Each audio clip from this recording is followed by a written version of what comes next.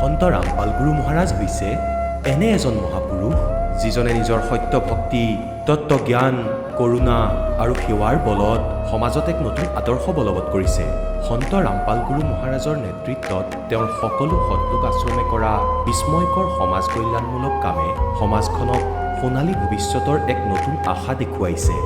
সন্ত ৰামপাল গুৰু মহাৰাজৰ পৰা নাম দীক্ষা গ্ৰহণ কৰাৰ পিছত লাখ লাখ লোকৰ কৰ্কট ৰোগ, এইডছ আদি দুৰাৰোগ্য ৰোগ নিৰাময় হ'ল। সন্তজনাৰ জ্ঞানৰ পৰা অনুপ্ৰাণিত হৈ তেওঁৰ অনুগামীসকলে লাখ লাখ ইউনিট ৰক্তদান কৰে। সন্তজনাই লাখ লাখ ভগ্নী কন্যাৰ যৌতুকমুক্ত বিয়াৰ আয়োজন কৰালে। সন্তজনাই লাখ লাখ মানুহক ড্ৰাগছ আসক্তিৰ পৰা মুক্ত কৰিলে। কোটি কোটি ধ্বংসপ্ৰাপ্ত পৰিয়াল শান্তিত লাগিল। সন্তজনাৰ আশ্ৰমত সমাৱেশৰ সময়ত বিনামূলীয়া চকুৰ চিকিৎসা আৰু দন্ত চিকিৎসাৰ ব্যৱস্থা কৰা হয়। সন্ত ৰামপাল গুৰু মহাৰাজৰ দ্বাৰা পৰিৱেশ সুৰক্ষাৰ উদ্দেশ্যে সময়ে সময়ে বৃহৎ পৰিসৰত বৃক্ষৰোপণ কৰা হয়। সন্তজনাই আৰ্তজনক তাৎক্ষণিক সকাহ দিবলৈ এম্বুলেন্স সেৱা আৰম্ভ কৰিছে। সন্তজনাই তেওঁৰ অনুগামীসকলক তেওঁলোকৰ শৰীৰ দান কৰিবলৈ অনুপ্ৰাণিত কৰে, যাতে মানৱতাৰ সেৱা আৰু চিকিৎসা ক্ষেত্ৰত উন্নতি কৰিব পৰা যায়। সন্ত ৰামপাল গুৰু মহাৰাজৰ সকলো আশ্ৰমত প্ৰতিদিনে বিনামূলীয়া ধৰ্মভোজৰ আয়োজন কৰা হয়, য'ত প্ৰতিবাৰেই প্ৰতিটো জাতি, প্ৰতিটো ধৰ্মৰ মানুহে একেলগে বহি ভোজন কৰে।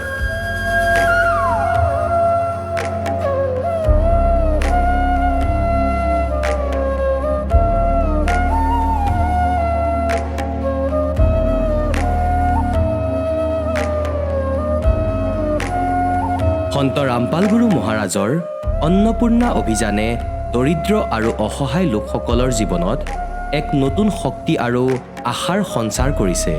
ঘৰে ঘৰে খাদ্য সামগ্ৰী আৰু প্ৰয়োজনীয় সাহায্য প্ৰদান কৰি সন্ত ৰামপাল গুৰু মহাৰাজে মানুহক দুখ আৰু অসহায় অৱস্থাৰ সৈতে যুঁজিবলৈ শক্তি প্ৰদান কৰিছে।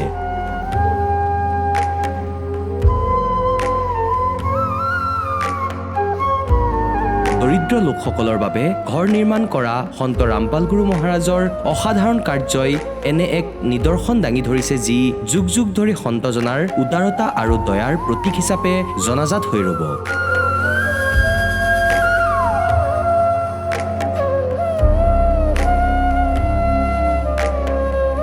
সন্ত ৰামপাল গুৰু মহাৰাজৰ আশ্ৰমত সহস্ৰাধিক বৃদ্ধ বৃদ্ধাই শ্ৰদ্ধা আৰু মৰমেৰে জীৱন যাপন কৰাৰ সুযোগ পায়। তেওঁলোকৰ থকা খোৱাৰ আৰু স্বাস্থ্যৰ সম্পূৰ্ণ দায়িত্ব সন্ত ৰামপাল গুৰু মহাৰাজে বহন কৰে।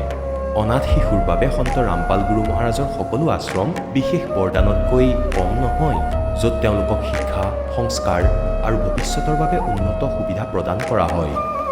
বানপানী, ভূঁইকঁপ বা মহামাৰী যিয়েই নহওক, সন্ত ৰামপাল গুৰু মহাৰাজ আৰু তেওঁৰ অনুগামীসকল সদায় আৰ্তজনৰ বাবে আগৰণুৱা হৈ থাকে। ক'ভিড মহামাৰীৰ সময়ত সন্ত ৰামপাল গুৰু মহাৰাজৰ আশ্ৰমৰ পৰা কোটি কোটি লোকক খাদ্য, ঔষধ আৰু জীৱন ৰক্ষক সামগ্ৰী যোগান ধৰা হৈছিল। দুখীয়াক সকাহ কৰাই হওক বা যিকোনো শোষিত বা নিপীড়িত শ্ৰেণীৰ অধিকাৰ আৰু মৰ্যাদাৰ বাবে যুঁজ দিয়াই হওক, সন্ত ৰামপাল গুৰু মহাৰাজে সদায় তেওঁলোকৰ সকলো ন্যায্য দাবী চৰকাৰৰ ওচৰলৈ লৈ গৈছে আৰু তেওঁলোকক উপযুক্ত ন্যায় প্ৰদানৰ ক্ষেত্ৰত গুৰুত্বপূৰ্ণ ভূমিকা পালন কৰি আহিছে। সমাজত আধ্যাত্মিক আৰু সামাজিক মূল্যবোধৰ প্ৰতি সজাগতা অনাৰ প্ৰতিটো পদক্ষেপতে সন্ত ৰামপাল গুৰু মহাৰাজ মানৱতাৰ প্ৰকৃত সেৱক হিচাপে প্ৰমাণিত হৈছে। সন্ত ৰামপাল গুৰু মহাৰাজৰ জীৱনে আমাক শিকাইছে যে প্ৰকৃত সেৱা সেইটোহে যিটো নিস্বাৰ্থভাৱে কৰা হয়। আহক আমিও এই মহান সন্তজনৰ এই মহান সেৱাৰ কামত যোগ দিওঁ আৰু সন্ত ৰামপাল গুৰু মহাৰাজৰ পৰা নাম দীক্ষা লৈ আমাৰ জীৱন ধন্য কৰি তোলোঁ।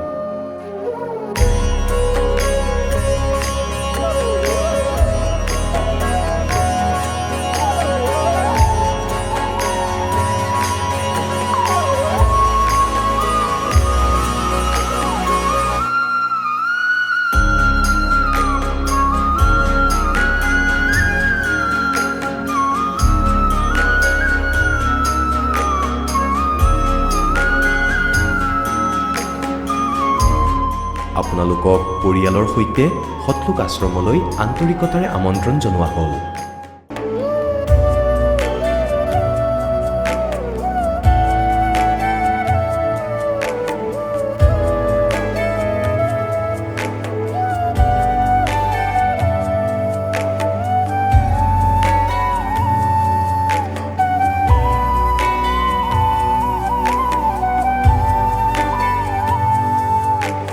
পূৰ্ণ পৰমাত্মাই আনকি পাপৰ শাস্তিও আঁতৰাব পাৰে।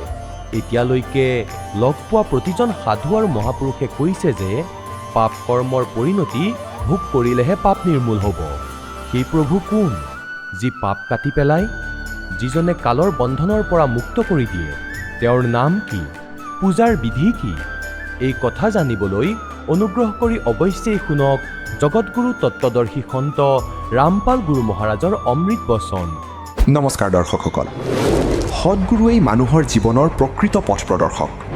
আজি আমি দিল্লীৰ ছোনিয়া গান্ধী চকৰ নিবাসী পংকজ সক্সেনাৰ জীৱনৰ এক অনুপ্ৰেৰণাদায়ক কাহিনী শুনাম।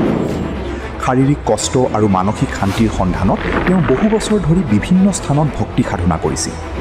নিৰংকাৰী মিছনত প্ৰায় 8 বছৰ সাধনা কৰাৰ লগতে আন এজন গুৰুৰ ওচৰতো নাম দীক্ষা গ্ৰহণ কৰিছিল, কিন্তু কোনো ধৰণৰ লাভ পোৱা নাছিল।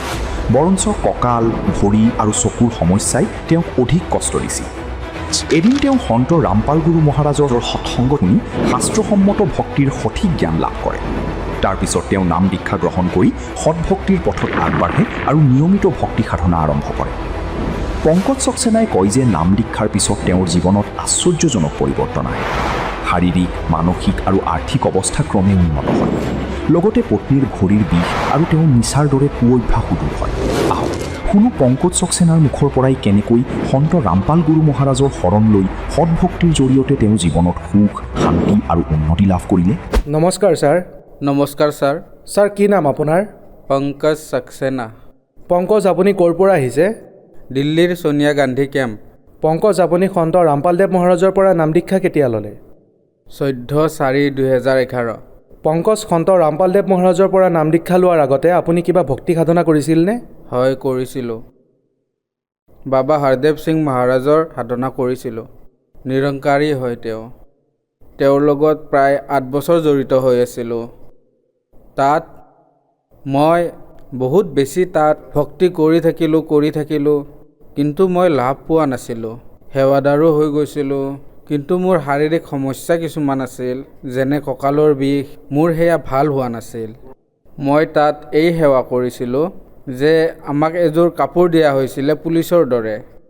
সেয়া পিন্ধি মই তাত সকলো ভক্তৰ সেৱা কৰিছিলোঁ। পেণ্ডেলবোৰ ইফাল সিফাল কৰা আৰু মেটসমূহ পাৰা আৰু কিবা কিবি কাম, এইবোৰ সেৱাই মই তাত কৰিছিলোঁ। ভাণ্ডাৰাবোৰত যেনে ধৰক লংগৰ লাগিছে, এই ধৰণৰ সেৱাই কৰিছিলোঁ তাত।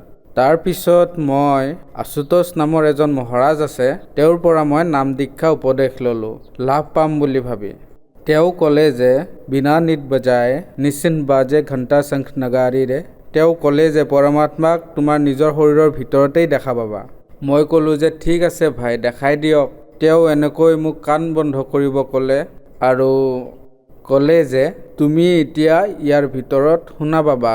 মই সেয়া প্ৰায় 1.5-2.5 ঘণ্টা বহি থাকিলোঁ আৰু তাৰ ভিতৰত যেতিয়া চালোঁ, তেতিয়া মই পোহৰ দেখা পালোঁ, বহুত তীব্ৰ পোহৰ দেখা পালোঁ। আৰু পোহৰ দেখা পাইছিলোঁ নীলা হালধীয়া আছিলে। মই সেয়া দেখি ভাবিলোঁ যে তেওঁৱেই পৰমাত্মা।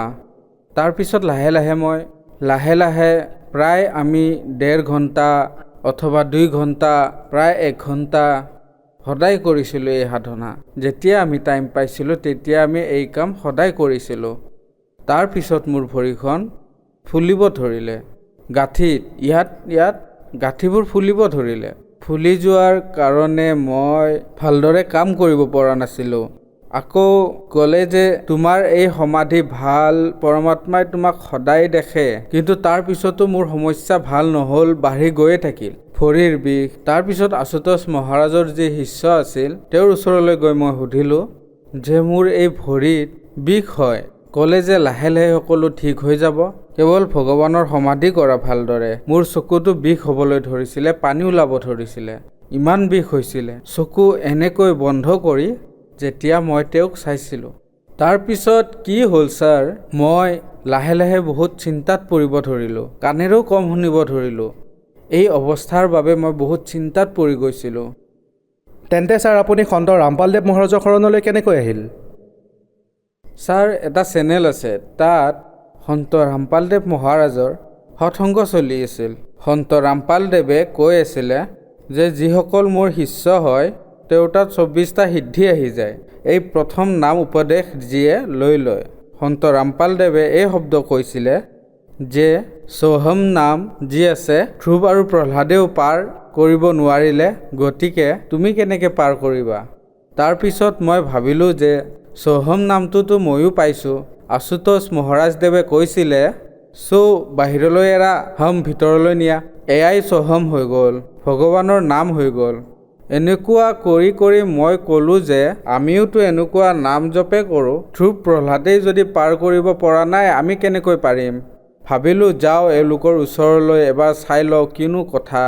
তাৰপিছত এবাৰ দুবাৰ সৎসংগ শুনাৰ পিছত কি দেখিলোঁ, সাধনা চেনেলত ব্ৰহ্মা বিষ্ণু মহেশ্বৰক সন্ত ৰামপালদেৱে কৈ আছে যে তেওঁলোক অজয় অমৰ অবিনাশী নহয়, তেওঁলোকো নাগবান হয়, তেওঁলোকো মানে পূজাৰ যোগ্য নহয়, পূৰ্ণ পৰমাত্মা নহয়, যিয়ে তোমালোকৰ সংকটক নিবাৰণ কৰিব পাৰিব। তেতিয়া মই ভাবিলোঁ যে কেনেকুৱা সন্ত এওঁ। ব্ৰহ্মা বিষ্ণু মহেশ্বৰকতো আজিলৈকে আমি পূজা কৰি আহিছোঁ, এওঁ আকৌ কেনেকুৱা সন্ত। যাওঁচোন এবাৰ লগ কৰি আহোঁ। সতলোক আশ্ৰম জিলা হিছাৰ বৰৱালালৈ গ'লোঁ। তাত সন্ত ৰামপালদেৱ মহাৰাজৰ পৰা উপদেশ ল'লোঁ। তেতিয়া মোৰ এনেকুৱা লাগিল যে মোৰ শৰীৰত যেন 1000 টন বোজা আছিল আগতে। বহুত ওজন থকা যেন লাগিছিল। এনেকুৱা লাগিছিল যেন হঠাতে কিবা আঁতৰিল। যেতিয়াই গুৰুদেৱৰ ওচৰলৈ গ'লোঁ, গুৰুদেৱে আশীৰ্বাদ দিলে। তেতিয়া মই এনেকুৱা অনুভৱ কৰিলোঁ যেন মোৰ শৰীৰটো বহুত পাতল অনুভৱ কৰিলোঁ, একেবাৰে ফুল এটাৰ নিচিনা। পংকজ, আপুনি সন্ত ৰামপালদেৱ মহাৰাজৰ পৰা নাম দীক্ষা লোৱাৰ পিছত কিবা লাভ প্ৰাপ্ত কৰিলেনে? হয়, মই বহুত ডাঙৰ লাভ প্ৰাপ্ত কৰিছোঁ। সেই লাভ এনেকুৱা আছিল, শাৰীৰিক সমস্যা মানে মই যেতিয়া অন্য গুৰুসকলক পূজা কৰিছিলোঁ, মোৰ ভৰিখনো বেয়া হৈ গৈ আছিলে লাহে লাহে। কাণেৰেও কমকৈ শুনিব ধৰিছিলোঁ। পিঠিৰ ৰাজহাড়ডালো মোৰ বহুত বিষ কৰিব ধৰিলে, বহি বহি 2-2.5 ঘণ্টা পুৱা গধূলি কৰাৰ কাৰণে। তাৰপিছত মই যেতিয়া সন্ত ৰামপালদেৱ মহাৰাজৰ পৰা উপদেশ ল'লোঁ, তেতিয়াৰ পৰাই মই বহুত সুখী হ'লোঁ। কোনো বিষ নাই। এতিয়া চশমাও নিপিন্ধোঁ, আগতে চশমা পিন্ধিব লাগিছিলে। এতিয়া চশমাও খুলিলোঁ সন্ত ৰামপালদেৱ মহাৰাজৰ দয়াত, আৰু সকলো সুখ পাইছোঁ। মই আগতে বহুত গৰীব আছিলোঁ আৰু আৰ্থিক স্থিতি বহুত দুৰ্বল আছিলে। মই ভগৱানক পাবলৈ ব্যাকুল আছিলোঁ। তাৰপিছত পৰমাত্মা সন্ত ৰামপালদেৱ মহাৰাজৰ লগত যেতিয়া জড়িত হ'লোঁ, তেতিয়াৰ পৰা মই সকলো সুখ পাইছোঁ। মোৰ পত্নীৰ এখন ভৰিত বিষ হৈছিলে। যেতিয়া বিষ হ'ল তেতিয়া প্ৰথমে ছফদৰগঞ্জ হস্পিটালত দেখুৱালোঁ। তাৰপিছত এইমছত দেখুৱাত তেওঁলোকে ক'লে যে ইয়াৰ পৰীক্ষা কৰিব লাগিব। পৰীক্ষা কৰাত তেওঁলোকে ক'লে যে ভৰিখন ফুলি ডাঙৰ হৈ উঠিছে, গতিকে এতিয়া অপাৰেশ্যন কৰিব লাগিব। তেতিয়া মোৰ ৱাইফে মানুহজনীয়ে ক'লে যে মই অপাৰেশ্যন নকৰাওঁ অপাৰেশ্যন। এতিয়া গুৰুদেৱকে প্ৰাৰ্থনা জনাম, সন্ত ৰামপালদেৱ মহাৰাজক প্ৰাৰ্থনা জনাম, ঠিক হওক বা নহওক। যেতিয়া তেওঁক প্ৰাৰ্থনা জনালে, তেতিয়া সেইফালৰ পৰা আদেশ আহিলে যে মালিকে দয়া কৰিব। মালিকে দয়া কৰিব বুলি কোৱাত ভাল পালোঁ। তাৰপিছত প্ৰায় 1-2 মাহমান পিছত যি সেই ভৰি ফুলা আছিলে, গমেই নাপালোঁ ক'লৈ গ'ল। এতিয়া তাই একেবাৰে সুস্থ, সুৰক্ষিত, বিনা অপাৰেশ্যনেৰে সন্ত ৰামপালদেৱ মহাৰাজৰ দয়াত ঠিক হৈ গ'ল। পংকজ, আপুনি কৈছে যে আপুনি নিৰংকাৰী পন্থত 8 বছৰলৈকে আছিলে, তাত সেৱাদাৰ হৈও আছিলে। তাৰপিছত আপুনি আশুতোষ মহাৰাজৰ ওচৰলৈ গ'ল, তাত 5 বছৰ আছিলে আৰু ইমানেই মেডিটেশ্যন কৰিলে যে শৰীৰো অসুস্থ হ'ল। আপুনি ভগৱানক পাব বিচাৰিছিলে, কিয় পাব বিচাৰিছিলে? ভগৱানক মই সেইবাবে পাব বিচাৰিছিলোঁ, মই সৰু থাকোঁতে আমাৰ গাঁৱত শ্ৰীকৃষ্ণ লীলা পাতিছিলে। যেতিয়া চাইছিলোঁ তাত কৃষ্ণৰ গুৰুদেৱ দুৰ্ভাষা ঋষি হৈছিলে, তেতিয়া ভাবিছিলোঁ এওঁ ভগৱানেনে? কৃষ্ণ যদি ভগৱানেই, তেওঁ যদি গুৰু বনাবলগীয়া হৈছে, তেন্তে আমি কিয় হ'ব নালাগিব? আমিতো একেবাৰে সাধাৰণহে। প্ৰথমে আমিহে গুৰু বনাব লাগে। তেতিয়া মোৰ গুৰু বনোৱাৰ বহুত বেছি ইচ্ছা মোৰ মনৰ ভিতৰত উৎপন্ন হ'ল। তেতিয়া মই গাঁৱতেই নিৰংকাৰী গুৰুদেৱক পালোঁ। তাৰপিছত তেওঁক গুৰু বনালোঁ। তাৰপিছত আশুতোষক গুৰুদেৱ বনালোঁ। তাৰপিছত যেতিয়া মই পূৰ্ণ পৰমাত্মা সন্ত ৰামপালদেৱ মহাৰাজক দেখিলোঁ, জানিলোঁ, তেতিয়াহে মই সন্তুষ্টি পালোঁ। গতিকে মই এতিয়া আন কাকোকে গুৰু বনাব নিবিচাৰোঁ। পংকজ, আপুনি কৈছে যে আপোনালোকৰ গাঁৱত কৃষ্ণলীলা হৈছিলে। তাত আপুনি কৃষ্ণক দেখিলে আৰু গুৰু দুৰ্ভাষাকো দেখিলে। তাৰ পৰা আপুনি প্ৰেৰণা পালে যে ভগৱানৰে গুৰুগুণৰ আৱশ্যকতা আছে, গতিকে আমিও গুৰু বনাব লাগে। তাৰ পৰাই আপোনাৰ ভগৱানক পোৱাৰ ইচ্ছা প্ৰকট হ'ল। তেন্তে কি সন্ত ৰামপালদেৱ মহাৰাজৰ শৰণলৈ অহাৰ পিছত ভগৱানক পালেনে? হয় ছাৰ, মই ভগৱানক পালোঁ। ছাৰ, এনেকুৱা ভগৱানক পালোঁ যে এওঁ পূৰ্ণ পৰমাত্মা। এয়া শাস্ত্ৰ অনুসাৰে কৰা ভক্তি হয়। এই শাস্ত্ৰবিধি আমাৰ যি গুৰুদেৱ আছে, যি পূৰ্ণ পৰমাত্মা আছে, তেওঁ পঢ়ি পঢ়ি শুনায়। পূৰ্ণ গুৰু যি হয় তেওঁ শাস্ত্ৰৰ জ্ঞান দিয়ে। যিজন নিৰংকাৰী আছিলে তেওঁ নিজৰ মনৰ মতেহে নাম দিছিলে, যিটো শাস্ত্ৰত ক'তোৱে প্ৰমাণ নাই। আৰু যিজন আশুতোষ আছিল তেওঁ কি কাম কৰিলে, এটা শব্দক দুটা ভাগত ভাগ কৰি দিলে। বাহিৰলৈ এৰা, ভিতৰলৈ নিয়া। এয়া কোনো মন্ত্ৰ নহয়, এয়াতো কবিৰ সাগৰৰ পৰা চুৰ কৰা মন্ত্ৰহে। সতনামটো কিবা বেলেগ হয়, এয়া কেৱল সন্ত ৰামপালদেৱ মহাৰাজেহে ক'ব পাৰিব তাৰ বিষয়ে, আৰু এই পৃথিৱীৰ আন কোনেও ক'ব নোৱাৰে। পংকজ, আপুনি নিৰংকাৰী পন্থত 8 বছৰলৈকে আছিলে। আশুতোষ মহাৰাজৰ লগত আপুনি 5 বছৰ ভক্তি সাধনা কৰিলে। প্ৰায় 13 বছৰ ধৰি আপুনি গুৰুৰ শৰণত আছিলে। তাৰপিছত আপুনি এই সকলোবোৰ বাদ দি সন্ত ৰামপালদেৱ মহাৰাজৰ শৰণলৈ আহিল। সমাজত এটা ধাৰণা এইটোও আছে যে গুৰু সলনি কৰিব নালাগে। তথাপিও আপুনি গুৰু সলনি কৰিলে। আপোনাৰ হিচাপত আপুনি ঠিকেই কৰিলেনে? হয় ছাৰ, মই মোৰ হিচাপত ঠিকেই কৰিছোঁ। শাস্ত্ৰত প্ৰমাণ আছে, যেতিয়ালৈকে সত্য গুৰু নোপোৱা তেতিয়ালৈকে 10, 20, 50টা গুৰু বনাব পাৰা।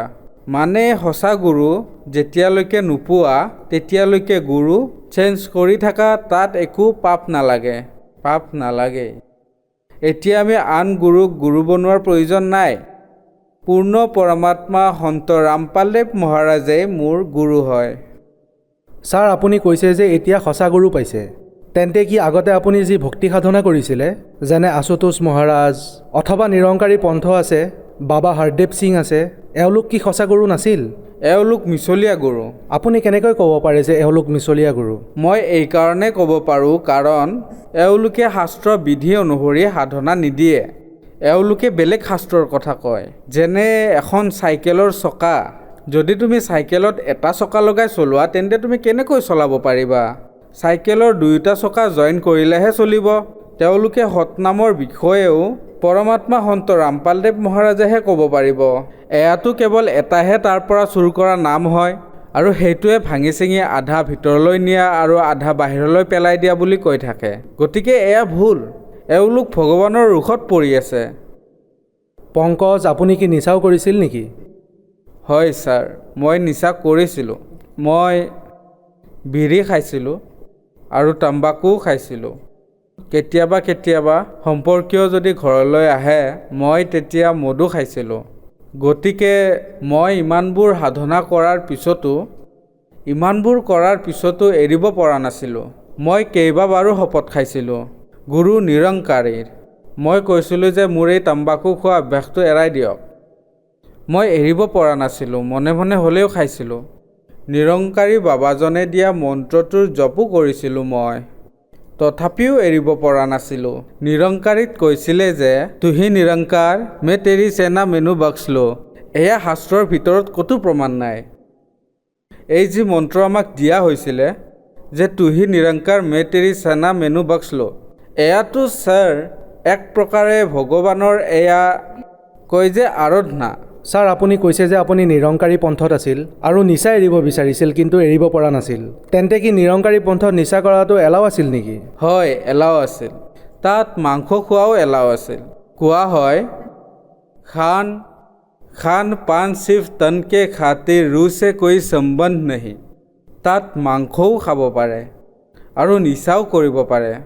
তাত কৰিব নোৱাৰে য'ত সৎসংগ চলি থাকে, পিছত সকলো কৰিব পাৰে।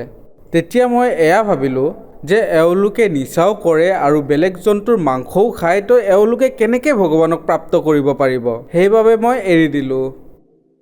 তেন্তে কি সন্ত ৰামপালদেৱ মহাৰাজৰ শৰণলৈ অহাৰ পিছত আপুনি নিচা কৰিব এৰিলেনে? হয় ছাৰ, সন্ত ৰামপালদেৱ মহাৰাজৰ পৰা যেতিয়াই উপদেশ ল'লোঁ, উপদেশ দিয়াৰ পিছত মোক ক'লে যে এইবোৰ তুমি কৰিব নোৱাৰা, তেতিয়া মই ভাবিলোঁ যে ভাই মই ইমান দিনে চেষ্টা কৰিও এয়া এৰাব পৰা নাছিলোঁ, আৰু এবাৰ চেষ্টা কৰি চাওঁ। তেতিয়া ভগতদেৱে ক'লে যে চেষ্টা কৰিবা, নাখাবা। মই ক'লোঁ ঠিক আছে। সন্ত ৰামপালদেৱ মহাৰাজৰ পৰা উপদেশ লৈ অহাৰ পিছত যেতিয়া মোৰ খোৱাৰ বাবে ইচ্ছা গৈছিলে, তেতিয়া মই প্ৰথম মন্ত্ৰ মাতিবলৈ আৰম্ভ কৰি দিওঁ, আৰু যেতিয়া আৰম্ভ কৰোঁ তেতিয়া সেই নিচা মোৰ ওচৰলৈ নাহিছিল। এতিয়া যদি কোনোবাই বিড়ি, চিগাৰেট, তাম্বাকু খাই মোৰ ওচৰলৈ আহে, মই বহুত বেয়া গোন্ধ পাওঁ। আগতেতো ভাল পাইছিলোঁ, কিন্তু এতিয়া বহুত বেয়া গোন্ধ পাওঁ ছাৰ। এতিয়া মই এনেকৈ মোৰ নিচাৰ অভ্যাস এৰিব পাৰিলোঁ। ধন্যবাদ ছাৰ। ধন্যবাদ। দৰ্শকসকল, আপোনালোকে শুনিলে সন্ত ৰামপাল গুৰু মহাৰাজৰ পৰা নাম দীক্ষা প্ৰাপ্ত কৰি সুখী হোৱা ভকতৰ অনুভৱ। এতিয়া চাওক জগতগুৰু তত্ত্বদৰ্শী সন্ত ৰামপাল গুৰু মহাৰাজৰ মংগল প্ৰবচন। আমাৰ সদগ্ৰন্থই কি কৈ আছে এয়া 600 বছৰ আগতে ভগৱানে কৈ থৈ গৈছে। গতিকে পুণ্যাত্মাসকল, এতিয়া বুজি পাবলৈ সময় নালাগিব। হু ইজ গড, কবিৰ ইজ গড এতিয়া দেখুৱাই আছো। এয়া চাব, এয়া শিৱ পুৰাণ।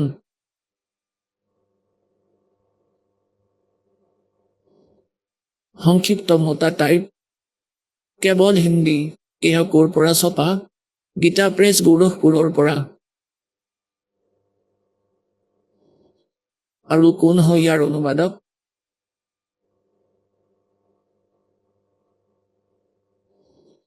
সম্পাদক হনুমান প্ৰসাদ পোদ্দাৰ।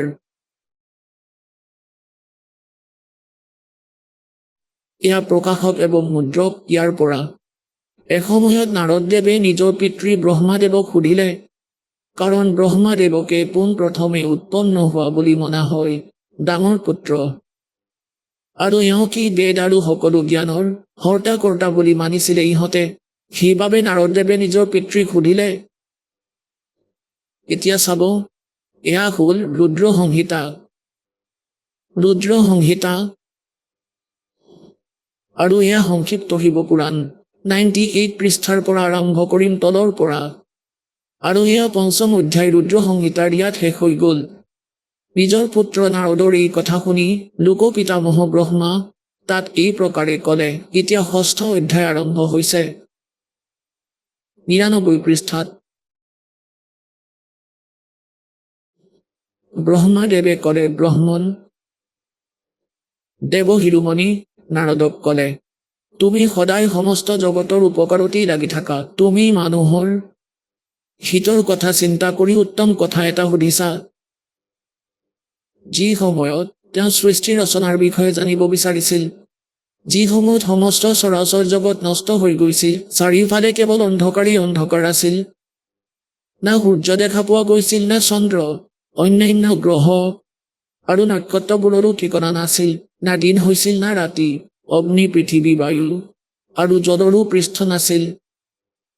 সেই সময়ত তৎ সৎ ব্ৰহ্ম, এই শ্ৰুতিত যি সৎ শুনা পোৱা যায়, একমাত্ৰ সেয়াই বাকী আছিল। এতিয়া আমি 1 নম্বৰ পৃষ্ঠালৈ আহিম। 100লৈ ৰুদ্ৰ সংহিতা শিৱ পুৰাণৰ। যি সময়ত যি পৰব্ৰহ্মৰ বিষয়ে এয়া ব্ৰহ্মাদেৱে জ্ঞান কৈ আছে, যি পৰব্ৰহ্মৰ বিষয়ে জ্ঞান আৰু অজ্ঞানতাৰে পূৰ্ণ, মানে কিছুমান সত্য কিছুমান মিছা।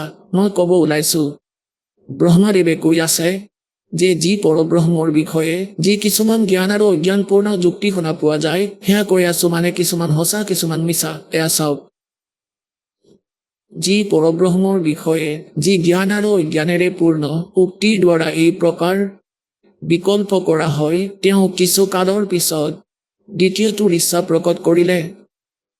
নিজৰ ভিতৰত এটাৰ পৰা অনেক হোৱাৰ সংকল্প উদয় হ'ল।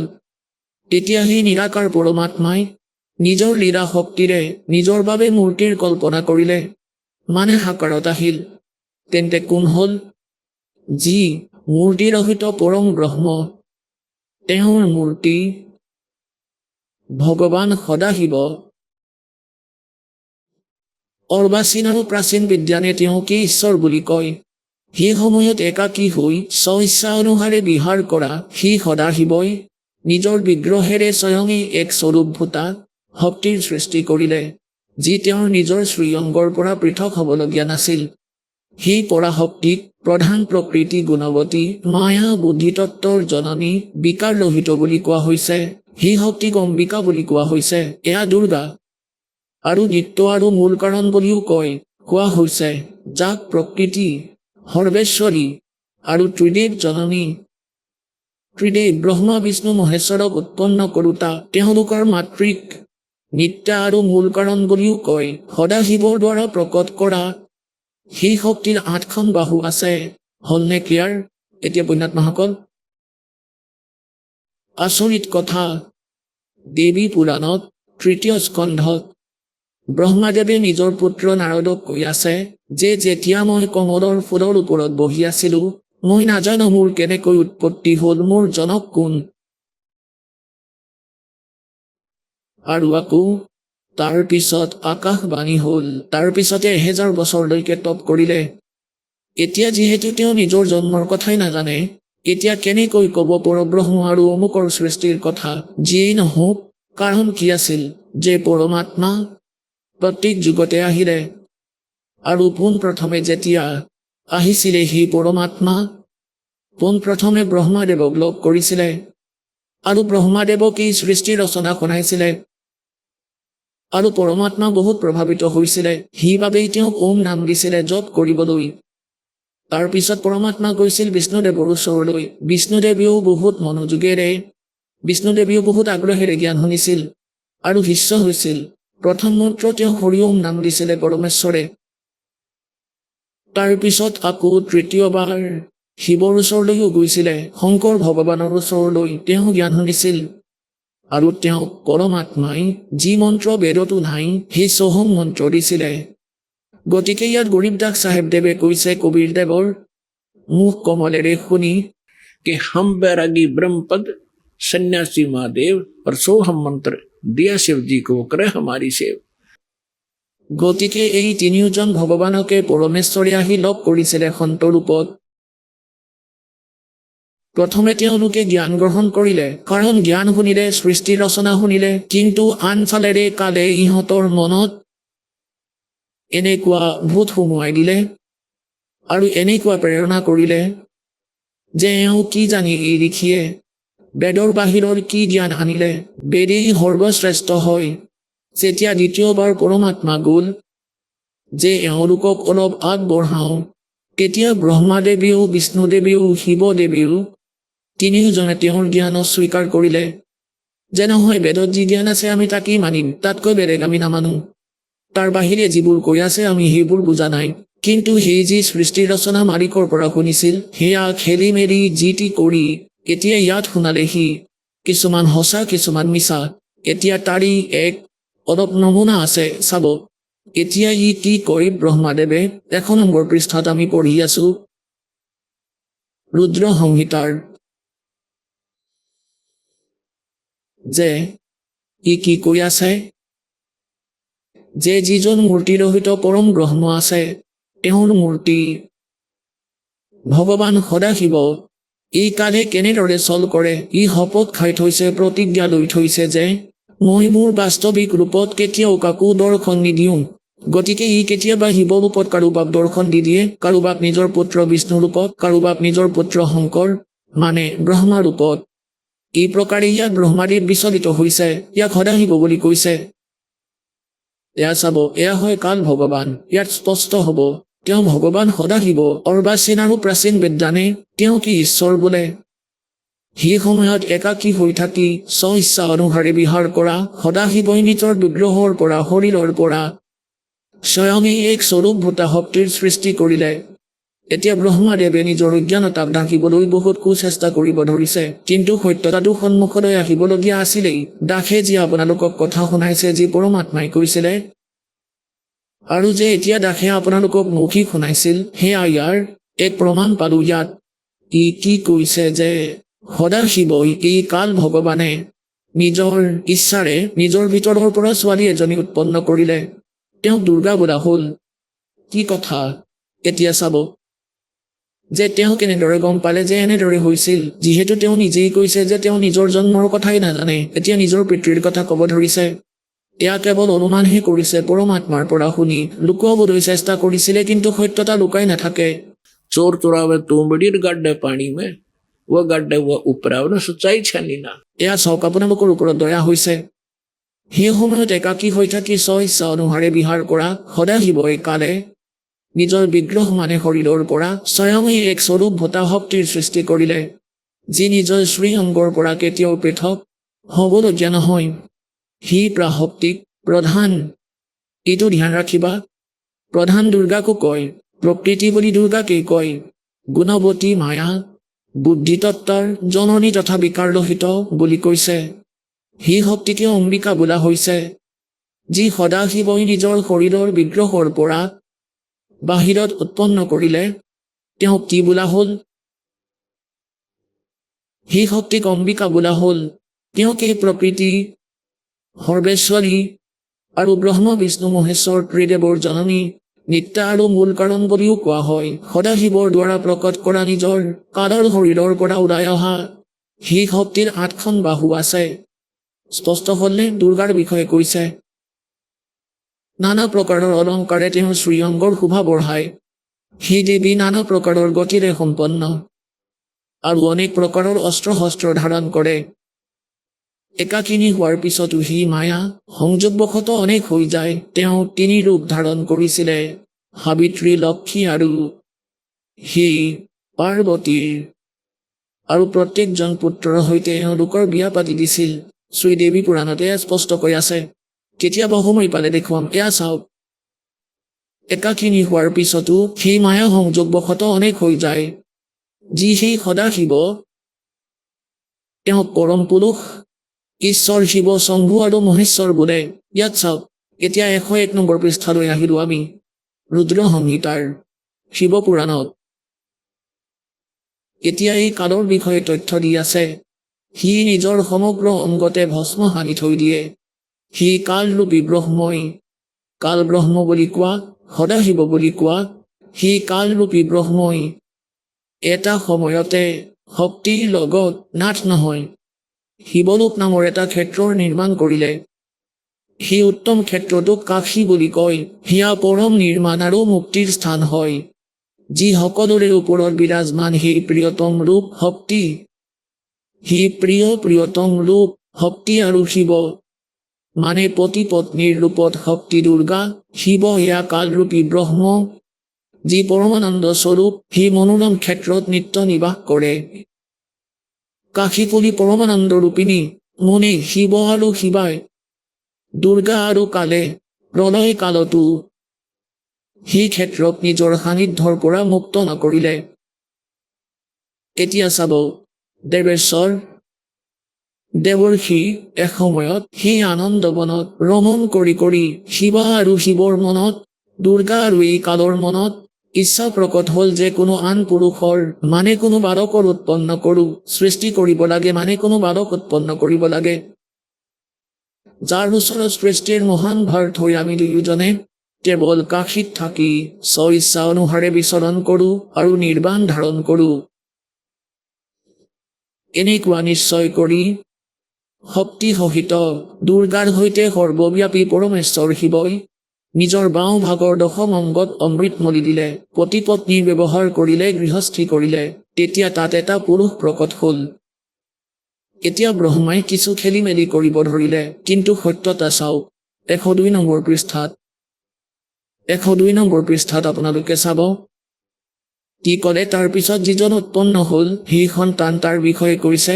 শিৱই ক'লে, বৎস পুত্ৰ, ব্যাপক হোৱাৰ বাবে তোমাৰ নাম বিষ্ণু ৰূপে বিখ্যাত হ'ল। এতিয়া পুণ্যাত্মাসকল, এতিয়া এই কালৰ পৰা সদাশিৱ আৰু দুৰ্গাৰ পৰা বিষ্ণুদেৱৰ উৎপত্তি সিদ্ধ হ'ল, যি 600 বছৰ আগতে পৰমাত্মাই চিম্পল লেংগুৱেজত কৈছিলে।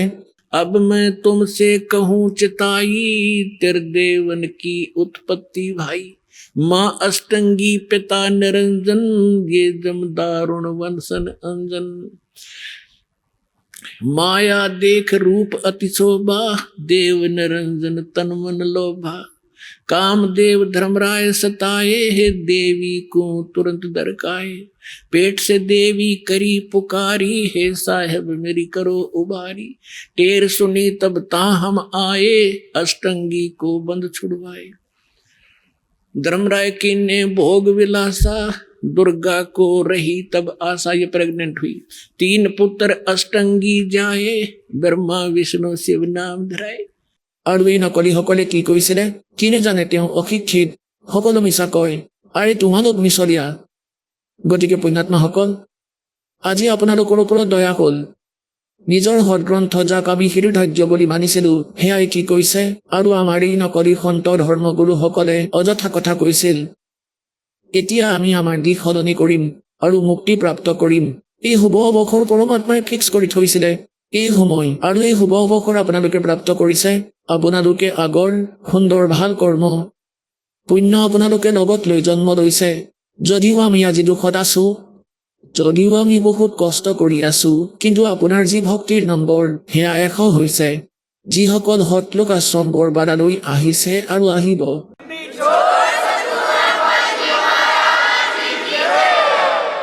এতিয়া ইয়াত আপোনালোকে দেখিলে বিষ্ণুদেৱৰ উৎপত্তিটো দুৰ্গা আৰু কালৰ পৰা হ'ল এতিয়া ব্ৰহ্মাদেৱে কি কয় চাব 103 নম্বৰ পৃষ্ঠাত এয়া 103 নম্বৰ পৃষ্ঠা ৰুদ্ৰ সংহিতা এতিয়া ব্ৰহ্মদেৱে কৈছে দেৱৰ্ষিক তৎপশ্চাৎ কল্যাণকাৰী পৰমেশ্বৰ সাম্ব সদাশিৱই পূৰ্ববৎ প্ৰযত্ন কৰি যেনেকৈ বিষ্ণুক উৎপন্ন কৰিলে দুয়োজনৰ সংযোগেৰে সুফালৰ অংগেৰে মোকো সুফালৰ অংগেৰে উৎপন্ন কৰিলে মোনে সেই মহেশ্বৰে মোক তৎক্ষণাতেই মায়াৰে মোহিত কৰি নাৰায়ণ দেৱৰ নাভি কমলত পেলাই দিলে আৰু নীলা প্ৰভুক তাৰ পৰা প্ৰকট কৰিলে এতিয়া চাওক ইয়াৰ পৰা স্পষ্ট হ'ল এতিয়া চাওক ইয়াত অনুবাদ কৰ্তাই অলপ খেলি মেলি কৰিলে ইয়াত সদাশিৱ তেওঁ কোনো শিৱৰ পূজাৰী আছিলে অনুবাদ কৰ্তা এই শিৱ পুৰাণখনৰ সেইবাবে ইয়াত বিষ্ণুদেৱৰ উৎপত্তি নিৰ্ভয়ে লিখি দিলে আৰু ব্ৰহ্মাদেৱৰো উৎপত্তি লিখি দিলে সদাশিৱ আৰু দুৰ্গাৰ পৰা হোৱা বুলি তেওঁ নাজানে দুৰ্গা কোন হয় শিৱ কোন আছিল এতিয়া ইয়াত সেই থমকি ৰ'ল যে শিৱৰ পৰা শিৱৰ উৎপত্তি কেনেদৰে হ'ব পাৰে গতিকে কয় चोर चुरावे तुंबड़ी और गड्ढे पानी में वो गड्ढे ऊपर आवे जो सच्चाई छानी ना গতিকে এই সদগ্ৰন্থবোৰৰ দ্বাৰা সকলোবোৰ প্ৰমাণ আপোনালোকক দেখুৱাওঁ এতিয়া চাব 110 নম্বৰ পৃষ্ঠাত কি কৈছে এয়া ৰুদ্ৰ সংহিতাই হয় আৰু শিৱপুৰাণেই চলি আছে এয়া শিৱপুৰাণেই চলি আছে 110 নম্বৰ পৃষ্ঠাত এতিয়া আমি ইয়াৰ পৰা পঢ়িম সকলোবোৰ বিৱৰণ কৈ ইয়াত কৈছে যে এই প্ৰকাৰে ব্ৰহ্মা বিষ্ণু আৰু ৰুদ্ৰ এই তিনিওজন দেৱতাৰে গুণ আছে অৰ্থাৎ ৰজগুণ ব্ৰহ্মা শতগুণ বিষ্ণু তমগুণ শিৱ আৰু কিন্তু শিৱক গুণাতীত বুলি মনা হয় এই যি শিৱ এয়া তেওঁলোকৰ পিতা শিৱ মানে বুজি নাপালে এতিয়া আপোনালোকক আকৌ দেখুৱাওঁ বিদ্যেশ্বৰ সংহিতা ইয়াৰ 24 নম্বৰ পৃষ্ঠাৰ এসময়ত ব্ৰহ্মা আৰু বিষ্ণুৰ নিজৰ মাজত যুদ্ধ হ'ল কি কথাত হ'ল এতিয়া পুণ্যাত্মাসকল পৰমাত্মাই কয় যে निरंजन को 3 देव सो उसको धावे निरंजन का वो पार न पावे এই ব্ৰহ্মা বিষ্ণু মহেশ্বৰে সমাধি লৈ বহুত জোৰ লগালে কোৱা হয় এওঁলোকৰ পিতৃৰ কথাই এওঁলোকে নাজানে আৰু ই কেনেদৰে চল কৰে যেনে ঋষি মহৰ্ষিসকলে সমাধিস্থ হোৱাৰ চেষ্টা কৰিছিল কাৰোবাক ব্ৰহ্মাদেৱৰ ৰূপত দৰ্শন দিয়ে গতিকে তেওঁ সকলোৰে সন্মুখত এইটো প্ৰমাণিত কৰিলে নিজৰ অভিজ্ঞতাৰে যে এই যি ব্ৰহ্মাদেৱ হয় যি সমস্ত দেৱতা যে তেওঁই সৰ্বেশ্বৰ হয় মই সমাধি ৰখাত এওঁৰ দৰ্শন কৰিছোঁ তেওঁ নিজক লুকুৱাই থৈছে তেওঁ সৃষ্টিৰ ৰচয়িতা প্ৰজাপিতা সকলোৰে জনক এই কথা শুনি ব্ৰহ্মাদেৱ ফুলি গ'ল আকৌ ই কাৰোবাক দৰ্শন দিয়ে কাৰণ ই প্ৰতিজ্ঞা কৰি থৈছে যে মই কেতিয়াও কাৰো সন্মুখত নিজৰ যথাৰ্থ ৰূপত নাহো। গতিকে সি কাৰোবাক শিৱৰ ৰূপত দৰ্শন দি দিয়ে। তেতিয়া সি ঋষিয়ে এনেকৈ কয়, শিৱই নিজকে লুকুৱাই থৈছে, তেওঁৱেই সৰ্বেশ্বৰ মহেশ্বৰ, সকলোৰে জনক কুলৰ মালিক। কাৰোবাক বিষ্ণুৰ ৰূপত দৰ্শন দি দিয়ে। দিয়াত সেই ঋষিয়ে তেওঁৰ গুণ গাব আৰম্ভ কৰে। বিষ্ণুদেৱকে সৰ্বশক্তিমান সৰ্বেশ্বৰ সকলোৰে মালিক বুলি কয়। মই সমাধিস্থ অৱস্থা দৰ্শন কৰিছো, লুকুৱাই থৈছে নিজক। গতিকে এই কথাৰ বাবে তিনিওজনে ভ্ৰমিত হৈ আছিল। গতিকে দুয়োজন লাগি গ'ল। এদিন ব্ৰহ্মাদেৱ গুচি গ'ল বিষ্ণুদেৱৰ ওচৰলৈ। আৰু বিষ্ণুদেৱে তেওঁক বিশেষ সৎকাৰ নকৰিলে। তেতিয়া ব্ৰহ্মাদেৱে ক'ব ধৰিলে যে, মই তোমাৰ পিতা হয় আৰু তুমি নিজৰ পিতৃক দেখি শুই আছা, তোমাৰ লাজ নালাগে? মই সকলো। তেতিয়া বিষ্ণুদেৱে ক'ব ধৰিলে যে, আহা পুত্ৰ বহাহি, মই তোমাৰ পিতা আৰু তুমি মোৰ নাভি কমলৰ পৰা উৎপন্ন হৈছা। ব্ৰহ্মাদেৱে কয়, সমগ্ৰ সৃষ্টিৰ ৰচয়িতা মই, প্ৰজাপিতা তুমি মোৰ পুত্ৰ। এই কথাত এওঁলোকৰ মাজত বহুত কাজিয়া হ'ল। কোৱাৰ ভাৱ এইটো যে তাৰ পিছত এই কালে এওঁলোকৰ মাজত এডাল লিংগ থিয় কৰাই দিলে তেজোময় স্তম্ভ। সেইডাল বহুত দীঘল। সিহঁতে কাজিয়া পাহৰি গ'ল, যুদ্ধ পাহৰি গ'ল আৰু সেই স্তম্ভডালৰ এণ্ড বিচাৰিবলৈ ওপৰে তলে চাব ধৰিলে। তেতিয়া সি স্বয়ং আহিলে নিজৰ পুত্ৰ শিৱদেৱৰ ৰূপ ধাৰণ কৰি। তাৰপিছত সিহঁতক জ্ঞান দিবলৈ ধৰিলে। এতিয়া চাব, বিদ্যেশ্বৰ সংহিতা 25 নম্বৰ পৃষ্ঠাত, এয়া 24ৰ পৰা পঢ়িম আমি। এই দুয়োজনে ব্ৰহ্মা আৰু বিষ্ণুদেৱে কাজিয়া কৰি আছিলে, এওঁলোকৰ মাজত এডাল স্তম্ভ থিয় কৰাই দিলে। এতিয়া ইয়াত প্ৰশ্নোত্তৰ কৰিব ধৰিলে। তেতিয়া সি নিজেই আহিল শিৱৰূপ ধাৰণ কৰি। তাৰপিছত সিহঁতৰ প্ৰশ্নোত্তৰ আৰম্ভ হ'ল। ইয়াৰ পৰাই জ্ঞান হ'ব ব্ৰহ্মা বিষ্ণু মহেশ্বৰৰ পিতাৰ। ব্ৰহ্মা আৰু বিষ্ণুৱে সুধিলে, প্ৰভু, সৃষ্টি আদি 5টা কৃত্যৰ লক্ষণ কি? এয়া আমাক দুজনক কওক।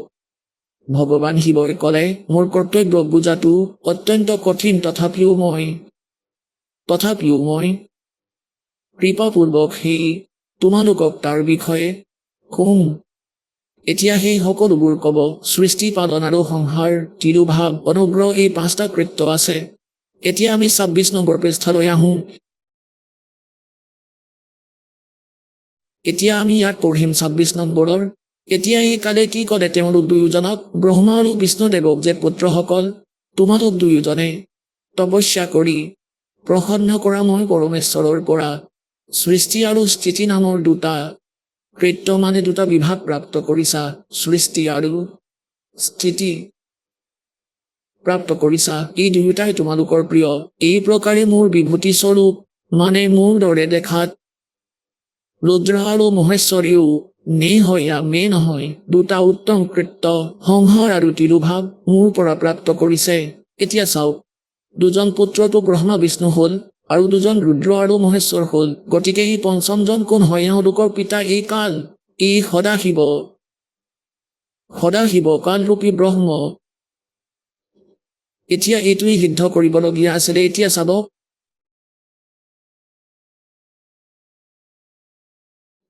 এতিয়া ইয়াত আগলৈ কি কৈছে, মই পূৰ্বকালত নিজৰ স্বৰূপ ভূত মন্ত্ৰৰ উপদেশ কৰিছো, যি ওমকাৰৰ ৰূপত প্ৰসিদ্ধ। সেয়া মহামংগলকাৰী মন্ত্ৰ। পোনপ্ৰথমে মোৰ মুখৰ পৰা ওমকাৰ মানে ওম প্ৰকট হ'ল, যি মোৰ স্বৰূপৰ বোধ কৰাওঁ তাক ওমকাৰ বাচক মই বাস্য। এই মন্ত্ৰ মোৰ স্বৰূপেই হয়। প্ৰতিদিনে ওমকাৰৰ স্মৰণ কৰিলে মোৰেই স্মৰণ কৰা হয়। মোৰ উত্তৰৱৰ্তী মুখেৰে অকাৰৰ, পশ্চিম মুখেৰে উকাৰৰ উম আৰু দক্ষিণ মুখেৰে মকাৰৰ, পূৰ্বৱৰ্তী মুখৰ পৰা বিন্দুৰ, মধ্যৱৰ্তী মুখৰ পৰা নাদৰ প্ৰকট হৈছে। এই প্ৰকাৰে 5 অৱয়ৱেৰে যুক্ত ওমকাৰৰ বিস্তাৰ হৈছে।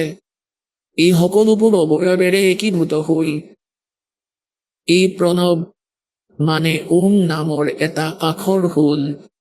এতিয়া ইয়াৰ পৰা আৰু এটা কথা লগতে সিদ্ধ হ'ল, গীতাৰ অধ্যায় নম্বৰ 8 শ্লোক নম্বৰ 13, যে এই গীতাৰ জ্ঞানদাতাও এই কালেই হয়, ব্ৰহ্মা বিষ্ণু মহেশ্বৰৰ পিতা।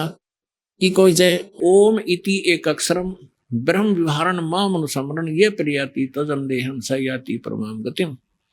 মই ব্ৰহ্মৰ কেৱল এই ওম আখৰটো আছে আৰু যিয়ে ইয়াৰ অন্তিম শ্বাসলৈকে স্মৰণ কৰে আৰু শৰীৰ এৰি যায় সি ওম নামৰ পৰা পোৱা পৰম গতি প্ৰাপ্ত কৰে।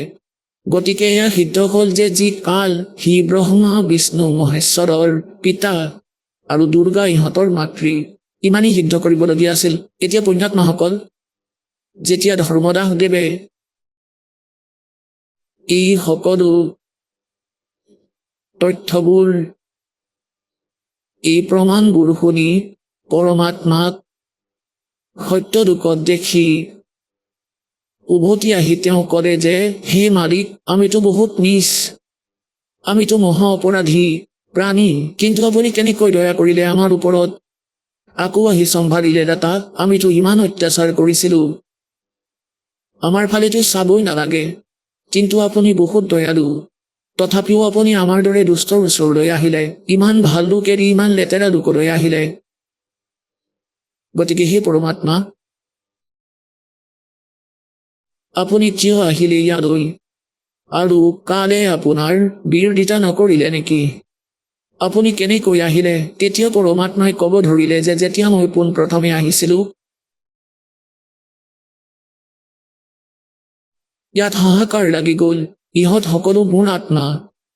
এতিয়া পিতৃ মাতৃৰ যদি সন্তান বেয়া হয়, যিমানেই ভুল নকৰক কিয় তেওঁলোকৰ দুখ লাগেই যে জেললৈ যদি যায় বা কোনো ভয়ংকৰ পৰিস্থিতিত আছে, তেতিয়া পিতৃ মাতৃও লগতে দুখী হয়।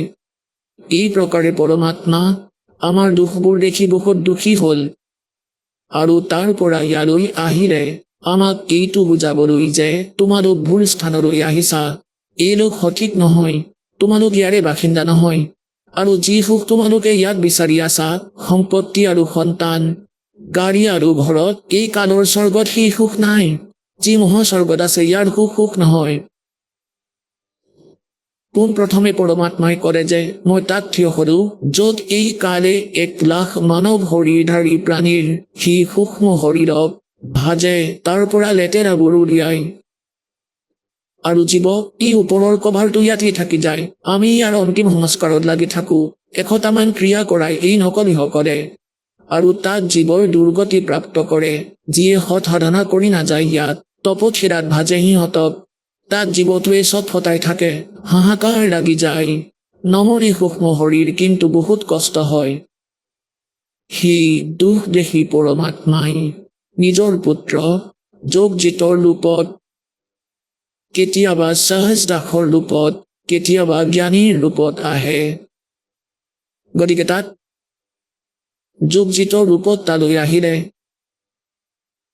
আৰু জ্যোতি নিৰঞ্জন তাত গৈ থিয় হ'ল তপথিৰাত, য'ত জীৱবোৰ কষ্টত আছিলে। তেতিয়া পৰমাত্মাৰ শক্তিৰে সেই তপথিৰাটো জ্বলি আছিলে, কিন্তু জীৱবোৰৰ পীড়া বন্ধ হ'ল। যেনেকৈ কাৰোবাৰ মূৰত যদি বহুত বেছি বিষ হয়, তেতিয়া মুখেৰে মাতিব নোৱাৰা হয়, যেতিয়া সি বিষ ভাল হয় টেবলেট ইত্যাদি খোৱাৰ পিছত তেতিয়া বহি কথা ক'ব ধৰে। গতিকে প্ৰথমতেতো বহুত বেয়াকৈ কষ্টত আছিলে, হাহাকাৰ লাগি আছিল। যেতিয়া শীতল হ'ল তেতিয়া বহি চাব ধৰিলে সন্মুখত থকা চন্দ্ৰৰ দৰে উজ্জ্বল পৰমপিতাক। সুন্দৰ মুখখনি দেখি বহুত আনন্দিত হ'ল আৰু শীতলতা অনুভৱ হ'ল। তেতিয়া সিহঁতে ভাবিলে যে এয়া ভগৱান আহিছে। তেতিয়া সিহঁতে ভাবিলে এতিয়া ইয়াততো এইটো দৃঢ় কৰি লৈছেই যে যিয়ে যেনেকুৱা কৰ্ম কৰিব তেনেকুৱাই ফল পাব। তেতিয়া তেওঁ সুধিলে তাত ব্ৰাহ্মণকো, তাতেই ভজা হৈ আছিল, গুৰু আৰু শিষ্যকো একেলগে ভজা হৈ আছিল। তেতিয়া সিহঁতে সুধিলে যে পৰমাত্মা, আমি ইয়াত কি কৰ্মৰ দণ্ড ভোগ কৰি আছো? তেতিয়া পৰমেশ্বৰে ক'লে যে এয়া তোমালোকৰ এই লোকৰ কৰ্ম নহয়, তোমালোকে সত্য লোকত পাপ কৰিছিলা, তাৰেই দণ্ড এয়া। তোমালোকে ভৰি থকা থালি লাথ মাৰি আহিছিলা, সেই সুখ এৰি আহিছিলা এই কালৰ লোকলৈ, তাৰেই দণ্ড ভুগি আছা তোমালোকে। তেতিয়া পৰমাত্মাই সিহঁতক সৃষ্টি ৰচনা শুনালে, তাতে বন্দী হোৱাৰ কাৰণ ক'লে। তেতিয়া সকলো জীৱই ক'লে যে পৰমাত্মা আমাক এই লেতেৰা লোকৰ পৰা উলিয়াওক। আহক আমি এতিয়া সেই শ্ৰদ্ধালুসকলৰ অনুভৱবোৰ জানো, যিসকলে জগতগুৰু তত্ত্বদৰ্শী সন্ত ৰামপাল গুৰু মহাৰাজৰ পৰা দীক্ষাপ্ৰাপ্ত কৰিছে তথা তেওঁ কোৱা ভক্তিমাৰ্গ এওঁলোকে অৱলম্বন কৰি আছে। সৎসাই দৰ্শকসকল, নিচা এটা এনে বিষ যিয়ে কেৱল এজন ব্যক্তিকেই নহয়, এটা সম্পূৰ্ণ পৰিয়ালক ধ্বংসৰ পথলৈ ঠেলি দিয়ে। আপুনি বা আপোনাৰ ঘৰৰ কোনো সদস্য নিচাৰ প্ৰতি আসক্ত নেকি? বাৰে বাৰে চেষ্টা কৰিও নিচা এৰিব পৰা নাই নেকি? তেন্তে আজিৰ এই ভিডিঅ'টো আপোনাৰ বাবে। প্ৰিয় দৰ্শক, আজি আমি আপোনালোকক লৈ গৈছোঁ ধুবুৰী জিলাৰ নিবাসী বিমল দাসৰ ওচৰলৈ, যিজন আগতে নিচাৰ প্ৰতি গভীৰভাৱে আসক্ত আছিল। নিচাই তেওঁৰ জীৱনত অশান্তি, কষ্ট আৰু পৰিয়ালত অশুভ পৰিস্থিতিৰ সৃষ্টি কৰিছিল।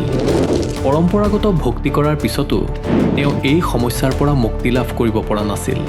কিন্তু এদিন ইউটিউবত সন্ত ৰামপাল গুৰু মহাৰাজৰ সৎসংগ শুনাৰ পিছত তেওঁৰ জীৱনত আহিল এক নতুন পৰিৱৰ্তন। সত্য জ্ঞান বুজি যেতিয়া তেওঁ সন্ত ৰামপাল গুৰু মহাৰাজৰ পৰা নাম দীক্ষা গ্ৰহণ কৰিলে, তাৰপিছত তেওঁ নিচাৰ প্ৰতি থকা সকলো আসক্তি শেষ হৈ গ'ল। আহক শুনো বিমল দাসৰ নিজৰ মুখেৰে কেনেদৰে সত্য ভক্তিয়ে তেওঁৰ জীৱনক নিচামুক্ত কৰি তুলিলে। নমস্কাৰ ছাৰ। নমস্কাৰ সচ সাহেব। ছাৰ, আপুনি কোন ঠাইৰ পৰা আহিছে? মই মোৰ গাঁও ছাত্ৰশাল আগমনী ধুবুৰী জিলাৰ পৰা আহিছোঁ। আপুনি সন্ত ৰামপাল মহাৰাজৰ পৰা নাম দীক্ষা কেতিয়া লৈছিল? এইটো 31 ছেপ্টেম্বৰ 2023 মই নাম দীক্ষা লৈছোঁ। সন্ত ৰামপাল মহাৰাজৰ পৰা নাম দীক্ষা লোৱাৰ আগতে আপুনি পৰম্পৰাগতভাৱে কেনেধৰণৰ ভক্তি সাধনা কৰিছিল? ৰামপালজী মহাৰাজৰ নাম দীক্ষাৰ আগতে আমিতো যেনেকুৱা চলি থকা পুৰণি যিটো আমাৰ ঘৰত চলি আছিল পূৰ্বপুৰুষবিলাকৰ, সেই নিয়মতে আমি শিৱ পূজা, দুৰ্গা পূজা এইবিলাক কৰি আছিলোঁ। শিৱ পূজা, দুৰ্গা পূজা, লক্ষী পূজা, সৰস্বতী পূজা এইবিলাক কণ্টিনিউ চলি থাকে। আৰু হনুমান ব্ৰত, মংগলবাৰ দিনা হনুমান ব্ৰত কেতিয়াবা কৰি থাকোঁ আমি, এইবিলাকৰ ব্ৰত কৰি থাকোঁ। আৰু আছে পূজা এনেতো বহুত কৰি থাকোঁ আমি, লক্ষ্মী পূজা, তাৰপিছত গণেশ পূজা। গুৰু ধাৰণ কৰিছিলোঁ, গুৰু ধাৰণ লৈ পেলাইও আমি এইবিলাক কৰিছিলোঁ। আপুনি যিহেতু আপোনাৰ পৰম্পৰাগত ভক্তি সাধনা আপুনি গুৰু ধাৰণ কৰি আছিলে, তেনে ক্ষেত্ৰত ছাৰ আপুনি সন্ত ৰামপাল গুৰু মহাৰাজৰ শৰণলৈ কিয় আহিব লগা হ'ল? মই এদিন চাইছিলোঁ ইউটিউবত চাইছিলোঁ বোলে, আৰে এনেকুৱা আমাৰ মাজত বোলে এনেকুৱা ভগৱান আছে, ভগৱান ইমান শিৱক পূজা সেইটোৱে বোলে ভগৱান, দুৰ্গাক পূজা সেইটোৱে ভগৱান, যিটো দেৱতাকে পূজা সেইটোৱে বোলে ভগৱান। তো এইখিনি ইমানবিলাক ভগৱান নহয়। তো এদিন মোবাইলত মই ইউটিউবৰ চাই পেলাই এনেকুৱা সৎসংগ আছিল ৰামপালজী মহাৰাজৰ, তো সেইবিলাক দেখি পেলাই মই কওঁ এইটোৱে ঠিক আছে। শাস্ত্ৰ একদম দেখুৱাই পেলাই কৈ আছে, বেদ খুলি পেলাই, গীতা খুলি পেলাই এইবিলাক পূৰা দেখুৱাই বিভিন্ন ধৰণৰ ধৰ্ম কিতাপ গ্ৰন্থবিলাক দেখুৱাই পেলাই কৰি আছিল। তেতিয়া মই কওঁ এইটো ঠিক আছে, এইটোৱে ভাল হ'ব যেন পাইছোঁ। আপুনি যিহেতু সন্ত ৰামপাল গুৰু মহাৰাজৰ মংগল প্ৰবচন আপুনি যেতিয়া ছ'চিয়েল মিডিয়া প্লেটফৰ্মত চালে, তাৰ দ্বাৰা আপুনি তেখেতৰ জ্ঞানৰ দ্বাৰা প্ৰেৰিত হৈ আপুনি তেখেতৰ শৰণাগত হ'লে। আপুনি সেই মংগল প্ৰবচনত এনেকুৱা কি জ্ঞান প্ৰাপ্ত কৰিলে যাৰ দ্বাৰা আপ্লুত হৈ আপুনি তেখেতৰ শৰণ গ্ৰহণ কৰিব লগা হ'ল? তেখেতে শাস্ত্ৰ খুলি পেলাই কৈছে, পৰমেশ্বৰ এজনে। আমি এইখিনি দেখিলোঁ, কথাটো সঁচা। আমাৰ নিচিনা আমি য'ত পূজা বিভিন্ন ধৰণৰ পৰমেশ্বৰক মানি আছোঁ, কিন্তু সেইটো নহয়। আমি শাস্ত্ৰ বিৰুদ্ধে সাধনা কৰি আছিলোঁ তাৰমানে। তো এইখিনি জানিবলৈ পালোঁ। তাৰপিছত সেইমতে আমি কওঁ বোলে তেতিয়া দীক্ষা ল'ব লাগিব, সেইকাৰণে মই লৈ গৈছিলোঁ। আপোনালোকৰ গুৰু সন্ত ৰামপাল গুৰু মহাৰাজে পৰমাত্মা বুলি কাক ভক্তি কৰিবলৈ কয়? পৰম ঈশ্বৰ, গভীৰ পৰমেশ্বৰ, যিটো চবৰে মালিক, চবৰে লোকত আহি পেলাই ধাৰণ পোষণ কৰে, আৰু চবৰে মালিক সেই গভীৰ ভগৱান। ছাৰ, আপুনি যিহেতু ক'লে যে আপোনালোকৰ গুৰু সন্ত ৰামপাল গুৰু মহাৰাজে আপোনালোকক কবিৰ পৰমাত্মাক ভক্তি কৰিব কয়, কিন্তু আমি পৰম্পৰাগত ভক্তি সাধনা হিচাপে আমি ব্ৰহ্মা, বিষ্ণু, মহেশকে আদি কৰি বিভিন্ন দেৱ দেৱতাক ভক্তি সাধনা কৰি আহিছোঁ। তেনে ক্ষেত্ৰত ছাৰ আমি কেনেকৈ মানি ল'ম যে কবিৰদেৱে পৰমাত্মা হয়? কবিৰদেৱে বহুত কাম কৰিছিল। তেখেতে মৰা মানুহকো জীয়াই তুলিছিল। সেইটো সন্ত ৰামপালজী মহাৰাজে আমাক দেখুৱাইছে। একদম পূৰা বেদ, পুৰাণ আৰু গুৰুগ্ৰন্থ চাবৰ সেইটোতো দেখুৱাইছে। আৰু তেখেতে আয়ুও এক্সটেনশ্যন কৰিব পাৰে, এনেকুৱাও উদাহৰণ আছে। এনেকুৱা মানুহৰ ডাঙৰ কেঞ্চাৰ এইবিলাক ৰোগ হৈ আছে, চকুৰ বেমাৰ হৈ আছে, অন্ধ মানে দেখিব নোৱাৰে ঠিকমতে, তো সেইবিলাকৰ বিনা অপাৰেশ্যনে তেখেতে ঠিক কৰি আছে। তেখেতৰ শৰণত আহিলে। এইবিলাক একদম পূৰা আমি বাইবেলত দেখিছোঁ, কোৰাণ শ্বৰীফত এইবিলাক এটা এটাকৈ দেখুৱাইছে আমাৰ গুৰুদেৱে সন্ত ৰামপালজী মহাৰাজে, আৰু গুৰু গ্ৰন্থ চাহাবতো দেখুৱাইছে এইবিলাক। এই বুলি আমি সেইকাৰণে তেখেতক আমি ভগৱান বুলি মানো। ছাৰ, আপোনালোকৰ গুৰু সন্ত ৰামপাল গুৰু মহাৰাজৰ শিষ্যসকলৰ অনুভৱ যেতিয়া আমি শুনো, তেওঁলোকে মত ব্যক্ত কৰে যে সন্ত ৰামপাল মহাৰাজৰ পৰা দীক্ষা লোৱাৰ পিছতে কেঞ্চাৰতকৈ কেঞ্চাৰ ৰোগো ভাল হৈ যায়। আপুনি সন্ত ৰামপাল মহাৰাজৰ পৰা নাম দীক্ষা লোৱাৰ পিছত কেনেধৰণৰ লাভ পাইছে ছাৰ? মই দীক্ষা গ্ৰহণ কৰাৰ পিছত চবতকৈ মোৰ বেছি লাভ হৈছে, মই আগত নেশা কৰিছিলোঁ বহুত। কিমান বছৰ ধৰি কৰিছিল ছাৰ? মোৰ একদম পূৰা 12 বছৰমান ধৰি নেশা কৰিছিলোঁ। দাৰু খাইছিলোঁ, বিড়ি খাইছিলোঁ, খৈন, চিগাৰেট এইবিলাক পূৰা চলিছিল মোৰ। তো এইবিলাক একদম এতিয়া বন্ধ হৈছে। নাম লোৱাৰ পিছত চবতকৈ বেছি লাভ মোৰ এইটো হৈছে। আৰু এতিয়া আগত টেনশ্যনো আছিল মনৰ ভিতৰত, তেতিয়া মনৰ ভিতৰত এটা দৃঢ় বিশ্বাসো আহিছে। এতিয়া একদম টেনশ্যন ফ্ৰী হৈ পেলাই ঘূৰি থাকোঁ। ছাৰ, সন্ত ৰামপাল গুৰু মহাৰাজে আপোনালোকক এনেকুৱা কি ভক্তিবিধি মন্ত্ৰ প্ৰদান কৰে যাৰ দ্বাৰা নেকি আপুনি নিচা সেৱন কৰাৰ দৰে বদ অভ্যাস ত্যাগ কৰিবলৈ সক্ষম হৈছে, আপুনি নিজে অনুভৱ দাঙি ধৰিলে? নাই, এইটো আমাৰ গুৰুদেৱৰে এইটো পাৱাৰ, এইটো তেখেতে মন্ত্ৰ দিছে। বছ আমি এইখিনি মাথোন জপহে কৰিছোঁ, এইখিনি আমি অনুসৰণ কৰিছিলোঁ। তো সেই অনুসৰণ কৰা মতে বছ অট'মেটিক এইটো এৰি গ'ল। ময়ো নিজে নিজে আচৰিত হৈছোঁ যে দাৰু খোৱা মানুহ ইমান সোনকালেতো নাযায়। তো এতিয়া আপুনি সেই নিচা সেৱন নকৰে? এতিয়া চব ছুটি গ'ল এতিয়া, আৰু টেনশ্যন ফ্ৰী হৈ পেলাই শাৰীৰিক সুখো আছে। শাৰীৰিক কোনো ৰোগ ব্যাধি এতিয়াও ডিষ্টাৰ্ব দিয়া নাই, আৰামত চলি আছোঁ। আৰু ইয়াৰ উপৰিও ছাৰ, আপুনি পাৰিবাৰিকভাৱে অন্য আৰু কিবা লাভ পাইছেনে? পাৰিবাৰিকৰ ভিতৰত, ঘৰৰ ভিতৰতো কাজিয়া লাগি আছিল। ঘৈণীয়েকৰ লগতো লাগি থাকে, কেতিয়াবা পুত্ৰ ছোৱালী পুত্ৰী সিহঁতৰ লগতো কাজিয়া লাগি থাকে। এতিয়া ঠিক হৈ গ'ল, এতিয়া ভালদৰে এতিয়া আহি গ'ল। ময়ো লাইনত আহিছোঁ, ময়ো এতিয়া কাজিয়া ইমান নকৰোঁ, ঠিক হৈ গ'ল। এতিয়া ঘৰৰ লগতো ঠিক হৈছে এতিয়া। ছাৰ, যিহেতু আজি আপুনি আমাৰ দৰ্শকসকলৰ সন্মুখত আপোনাৰ অনুভৱ দাঙি ধৰিলে, আপুনি পূৰ্বতে নিচা সেৱন কৰিছিলে, সেই নিচা বৰ্তমান সন্ত ৰামপাল গুৰু মহাৰাজৰ পৰা নাম দীক্ষা লোৱাৰ পিছতে আপুনি পৰিত্যাগ কৰিব পাৰিলে, আৰু লগতে আপুনি মানসিকভাৱে যি অশান্তিত ভুগি আছিলে তাৰ পৰা আপুনি পৰিত্ৰাণ পালে, লগতে আপোনাৰ পাৰিবাৰিক যিবিলাক সমস্যা আছিলে তাৰ পৰা আপুনি সমাধান পালে। যিসকল দৰ্শকে আজি আপোনাক টিভি স্ক্ৰীণত প্ৰত্যক্ষ কৰি আছে, তেওঁলোকক আপুনি কি বাৰ্তা দিব বিচাৰে বা সন্দেশ দিব বিচাৰে যাতে তেওঁলোকেও আপোনাৰ দৰে উপকৃত হ'ব পাৰে? মই ৰিকুৱেষ্ট কৰোঁ, প্ৰাৰ্থনা জনাইছোঁ যে মই যিমান লাভ পাইছোঁ, পূৰা নিচামুক্ত হৈ গ'লোঁ এই নামৰ পৰা, প্লাছ পাৰিবাৰিক সুখো লাভ পাইছোঁ, কাজিয়াৰ পৰা এতিয়া ঠিক ঠাক হৈছে। তো মই সিহঁতক প্ৰাৰ্থনা কৰিছোঁ যে আপোনালোকেও আহি পেলাই আমাৰ সন্ত ৰামপালজী মহাৰাজৰ পৰা নাম দীক্ষা লৈ পেলাই আপোনালোকৰ জীৱন সফল কৰক। আৰু যদিহে তেওঁলোকে সন্ত ৰামপাল মহাৰাজৰ পৰা নাম দীক্ষা ল'ব বিচাৰে, কেনেকৈ ল'ব পাৰিব ছাৰ? আজিকালি আধুনিক যুগত এতিয়া মোবাইল আছে, টিভি ঘৰে ঘৰে আছে, মোবাইলো সকলৰ ওচৰতে আছে। মোবাইলত সৎসংগ আহিয়ে থাকে, বা সন্ত ৰামপালজী বুলি টাইপ কৰিলে ইউটিউবত হওক, ফেচবুকতে হওক আহি যাব। আৰু আজিকালি টিভিতো আহে, বহু চেনেলত আহে, সাধনা আস্থা চেনেল, টিভিতে সৎসংগবিলাক আহি থাকে। এই সৎসংগৰ তলতে নাম্বাৰ স্ক্ৰল হৈ থাকে। তো এইবিলাকৰ নাম্বাৰ লৈ পেলাই ফোন কৰিলে, যোগাযোগ কৰি পেলাই কৈ দিব যে আপোনাৰ ওচৰত যিটো নামদান চেণ্টাৰ কোনটো হ'ব, তাৰ পৰা আমি গম পাই যাম, আৰু নাম লৈ পেলাই নিঃশুল্ক নাম ল'ব পাৰি। সেইমতে ধন্যবাদ থাকিল ছাৰ। ধন্যবাদ ছাৰ।